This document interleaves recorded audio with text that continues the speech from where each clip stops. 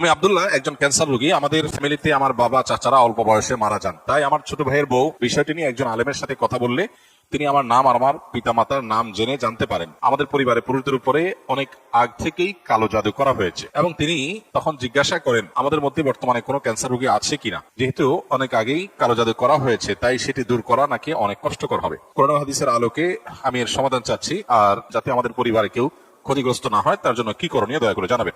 দেখুন, ব্ল্যাক ম্যাজিকের সাথে ক্যান্সারের একটা যোগসূত্রের কথা অনেক অভিজ্ঞ এবং নির্ভরযোগ্য রাকিদের কাছ থেকে আমি শুনেছি। তারা তাদের অভিজ্ঞতার কথা বলেছে যে ক্যান্সারের মতো দুরারোগ্য ব্যাধি এর সাথে ব্ল্যাক ম্যাজিকের কানেকশন অনেক বেশি।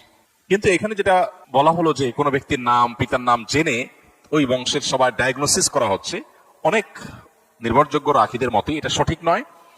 এবং এই পদ্ধতিটা মূলত রুকিয়া শরঈয়া বা শরিয়া সম্মত যে রুকিয়া, তার মধ্যে এই পদ্ধতিটা পড়ে না। রুকিয়া শরিয়ার সবচাইতে সহজ এবং স্বাভাবিক পন্থা হলো ডায়াগনোসিসের, যে কোরআনে কারীমের তেলাওয়াত, রুকিয়া আয়াতগুলোর তেলাওয়াত এবং এ জাতীয় বিষয় সেগুলো যখন করা হয় তখন রোগী তার মধ্যে একটা অবস্থার পরিবর্তন হয়, অস্থিরতা আর না হলে প্রশান্ত অনুভব করা।